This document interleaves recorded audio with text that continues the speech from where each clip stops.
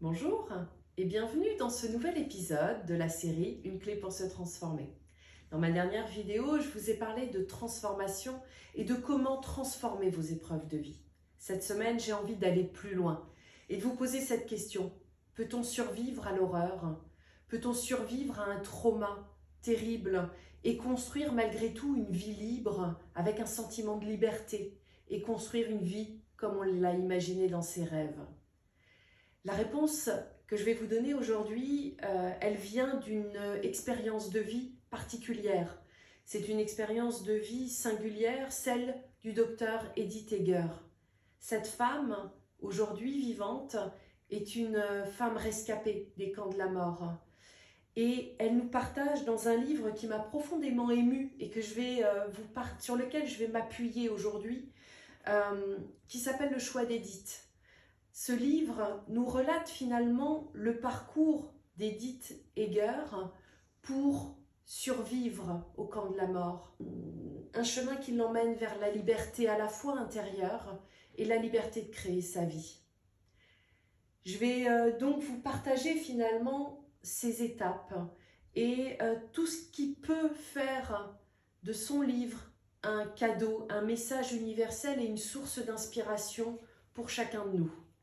Avant ça, je vais me présenter rapidement. Je suis Laurence Brassé, je suis coach professionnelle, fondatrice de Plan C comme coaching et je vous accompagne à propulser votre vie à un niveau supérieur en vous reconnectant à votre âme.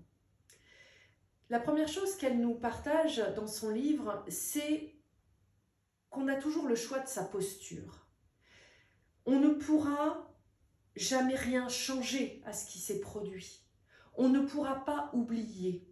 Et elle ne peut pas faire abstraction de son histoire. Par contre, elle nous rappelle qu'on a toujours le choix de notre posture face au passé. On peut choisir de rester malheureux toute sa vie et de s'enfermer, de s'attacher au passé et à sa souffrance et adopter ainsi une posture de victime. Ou alors, on peut choisir de garder espoir dans le présent et une fois l'événement traversé.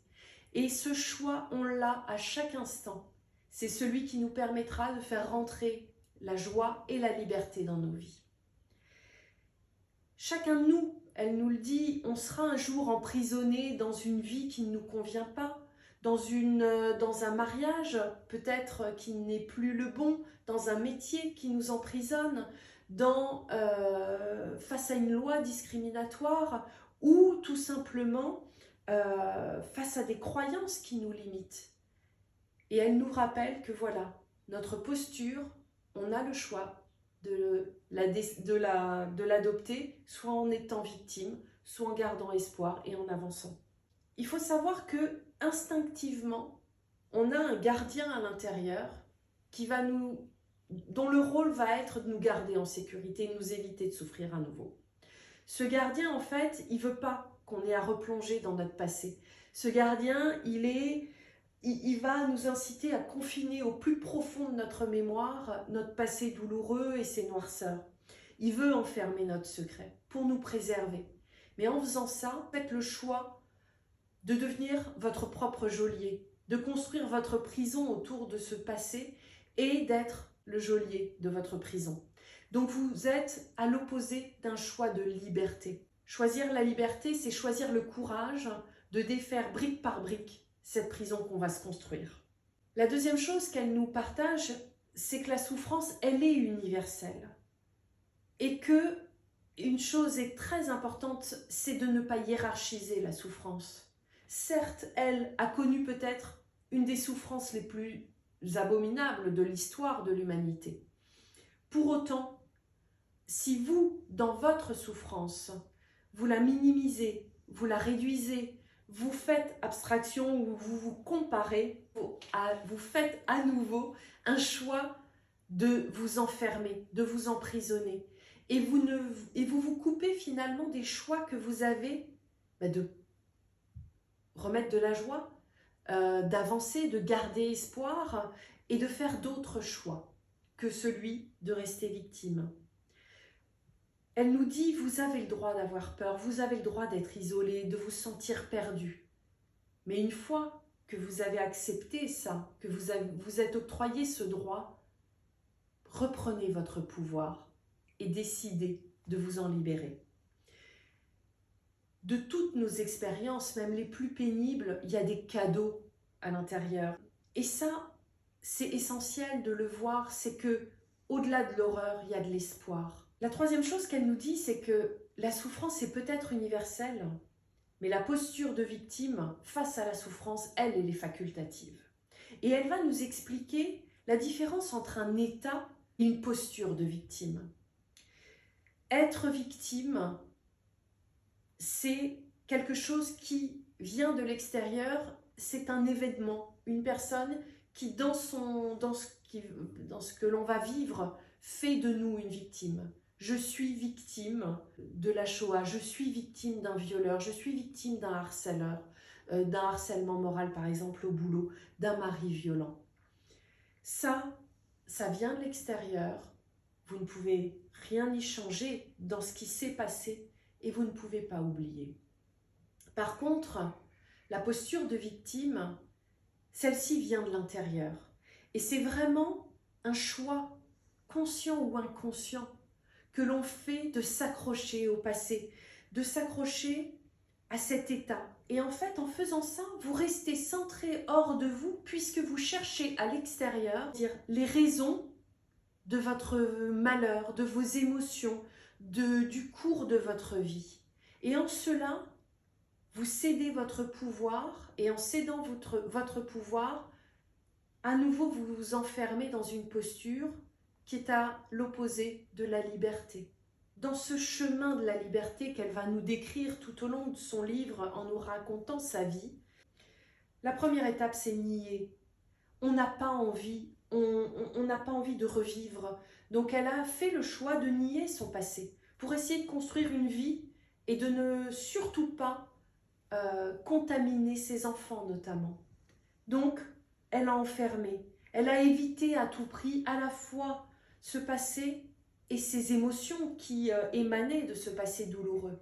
Pour autant, elle s'est aperçue que par moments, des événements de la vie, des rencontres faisaient qu'elle des flashs remontaient et la terrassaient. Et aujourd'hui encore, elle a plus de 90 ans et elle dit « ça fera partie de ma vie, toujours ». Donc le nier et vouloir l'enfermer, c'est pas possible. Donc à un moment, l'étape, ça a été de trouver un moyen d'accueillir ces flashs, d'accueillir ces émotions issues d'un passé, issues de son passé, issues de son trauma, et de pouvoir à un moment choisir de se saisir de ce qui lui faisait le plus peur. Et à ce moment-là, elle s'est aperçue qu'en exprimant et en libérant les émotions et tout ce qui était lié à ce passé, s'est aperçue que ça ne la tuait pas, que c'était juste une vague et que finalement cette vague, une fois qu'elle était passée, elle se sentait mieux. La chose essentielle qu'elle nous invite à faire, c'est reprendre notre responsabilité de nos émotions, de reprendre notre responsabilité de ce qu'on va faire de cette histoire, de ce trauma. J'ai peur, je ressens de la peur.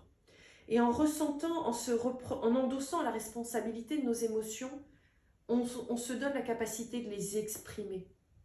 Et les exprimer, c'est les libérer. Et faire de l'espace pour accueillir du nouveau. Donc vous n'êtes plus dépendant et vous ne réagissez plus. Par contre, vous exprimez et vous adaptez votre réponse. L'étape suivante dans la libération, dans ce chemin de libération d'un passé et de construction d'une vie à la hauteur de ses rêves, ça va être de prendre des risques. Prendre des risques nécessaires à la réalisation de soi. Et quand elle dit prendre des risques nécessaires, c'est prendre sa peur à bras-le-corps pour la dépasser. C'est passer à l'action. C'est sortir de votre zone de confort. Parce qu'en fait, si vous restez prisonnier de votre peur, vous vous empêcherez de vivre. Donc oui, un jour, elle nous explique qu'elle a fait le choix de revenir à Auschwitz, qu'elle a fait le choix d'accepter une invitation pour parler face à des aumôniers qui accompagne des victimes de guerre. Et en fait, en faisant ça, bien sûr, la peur est revenue, la peur était là au cœur de son ventre, de tout son être. Mais elle s'est dit, si je ne fais pas ça, Hitler aura gagné. Et donc, la peur, elle l'avait connue. Et elle a su dire, j'en ai besoin et je vais prendre cette peur à bras-le-corps pour la dépasser et pour me libérer. Donc à un moment, elle nous invite à prendre des risques. Prenez des décisions parce que vous sentez au plus profond de vous que ce sont les bonnes, qu'elles vont vous amener un petit peu plus loin vers ce chemin de liberté, sur ce chemin de liberté. Et la dernière étape, c'est peut-être la plus difficile, mais elle nous invite à pardonner. Elle nous invite à pardonner non pas l'acte, mais finalement pardonner la part de nous-mêmes qui a été victime.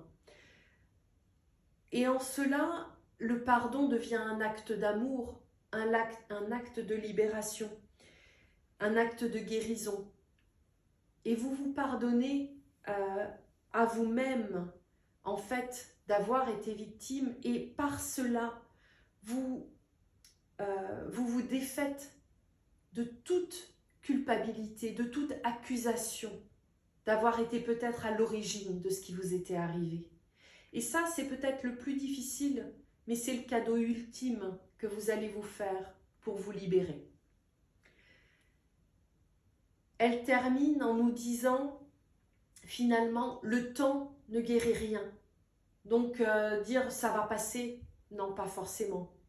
Et vraisemblablement, dans son expérience et dans la mienne, je peux témoigner aussi, le temps ne guérit pas. C'est ce qu'on va faire de ce temps-là pour nous guérir, qui va être important. Et la guérison, elle est possible, nous rappelle-t-elle, que quand on choisit une posture responsable. Je suis responsable de mes émotions, je suis responsable de mes choix. La guérison est possible quand on prend des risques. La guérison est possible quand on accepte à un moment de relâcher sa blessure, d'accepter ce qui a été ou ce qui n'a pas été, et d'accepter notre vie comme elle est aujourd'hui et de faire des choix pour l'améliorer. Et la guérison est possible quand on accepte, quand on décide de ne plus s'accrocher au passé ni au chagrin. Bien sûr, en faisant tout ça, vous allez changer. Et bien sûr, à des moments, vous allez vous demander qui je suis en train de devenir. Mais il y a une certitude, c'est que dans la vie et dans les cadeaux qu'elle vous a faits, vous allez devenir plus riche, vous allez devenir plus fort, vous allez redonner du sens à votre vie et vous allez faire des choix qui sont bons pour vous en conscience. Ce chemin de libération, vraiment, je vais vous inviter à le lire. Il est puissant, c'est un message universel. Et si vous avez envie d'aller plus loin, de vous libérer de votre passé, de votre peur, de vos échecs, de vos émotions, je serai heureuse d'être à vos côtés pour vous aider à vous libérer et à accéder à la liberté de profiter de la vie et de ses richesses.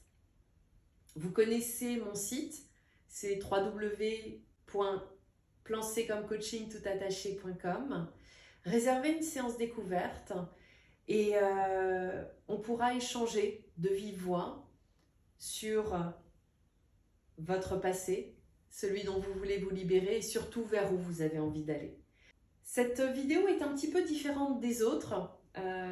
J'espère qu'elle vous a donné envie de lire ce livre et de dépasser peut-être votre appréhension comme je l'ai eu au départ, de dire voilà, il y a peut-être un témoignage sur la Shoah qui est insupportable. Non, tout ce qu'elle nous partage, c'est de l'espoir. Vraiment, c'est un message universel et très très puissant.